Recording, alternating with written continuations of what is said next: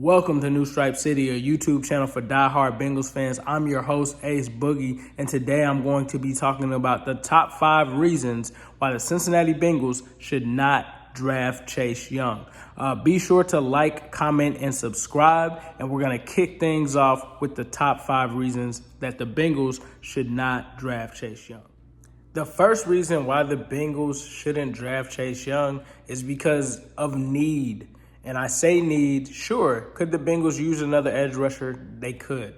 But they have Carl Lawson, they have Carlos Dunlap, who ended up having double-digit sacks last year with 10. They have Sam Hubbard, who in his draft class has had the most sacks in back-to-back years. But there's other needs elsewhere that the Bengals really need to target. Offensive tackle is one. You look at the guard position. You look at the linebacker position, and I'd even dare to say the cornerback position. So the number one reason why the Bengals shouldn't draft Chase Young is because they have bigger needs. Now, that's not to say that they couldn't fix those needs within free agency or throughout the draft, but I feel like it's not that huge of a need that they have to address it now. The Bengals almost selected or signed Shaquille Barrett last year. So just imagine if they would have had him on that line. That would have been something where they would have been able to give a decent veteran a decent contract and would have been able to get ahead of that and wouldn't even need a Chase Young. So that's the number one reason.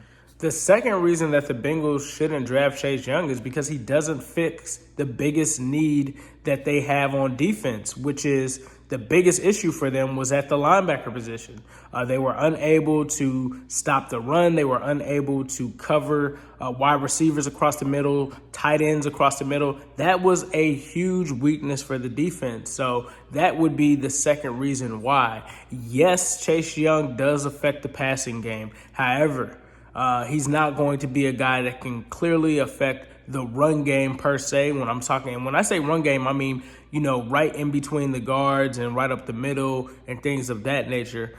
He's not going to help your linebackers get better, in my opinion. The third reason the Bengals shouldn't draft Chase Young is because if they take him in the first, they could be stuck looking at a bad quarterback in the second round. This is one of my main reasons for them not doing this is that in this draft class, you have Joe Burrow, you have Tua, and you also have my guy Justin Herbert. But after that, there's really a big fall off after those guys. You're talking about the Jordan Loves and the Jake Fromms. Those guys really aren't ready to step in and be a starter, in my opinion, at least their rookie year. So if you miss out on these other guys, the chances of you being able to get a starter in the second round or later at the quarterback position are really slim to none. The fourth reason for why the Bengals shouldn't draft Chase Young is the rotation. Where would he fit in? Obviously, he's talented enough, and if you're going to take him number one, he would definitely be one of your starters. But you also have Carl Lawson, and you also have Carlos Dunlap, and you also have Sam Hubbard. Where does he start in that equation? I think that you'd have kind of a logjam of worrying about getting guys on the field. Now, I don't know if that means that you would have to move Carlos Dunlap some snaps at defensive tackle or what it would be, but I think that would give the Bengals a pretty big dilemma in terms of how do they play these guys? Does he play on rundowns? Is he only on passing downs? What would his role be, essentially? And that's another concern that I have in terms of finding somewhere where a guy could easily slide into that position and be a starter from day one. And I'm not saying that Chase Young isn't a starter. I'm just saying if you put Chase Young on the field, how much does Carlos Dunlap play? How much does Carl Lawson play?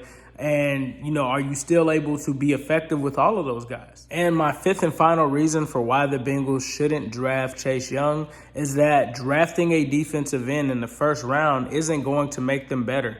Obviously, edge rusher is a premium position. Don't get me wrong. I'm not saying that I don't value edge rushers. However, the biggest difference maker in the NFL is the quarterback position. When you look at what a quarterback can do for a franchise, you look at what a turnaround can do in terms of a quarterback, a single quarterback. I'm not saying, multiple edge rushers being drafted in the first round or multiple defensive linemen being drafted in the first round like the 49ers did. But the 49ers also traded for a quarterback. And when you look at the currency of the NFL, it's the quarterback position. And if you're looking to try to build a team that you want to be able to compete next season, as early as next season, then you have to draft a quarterback.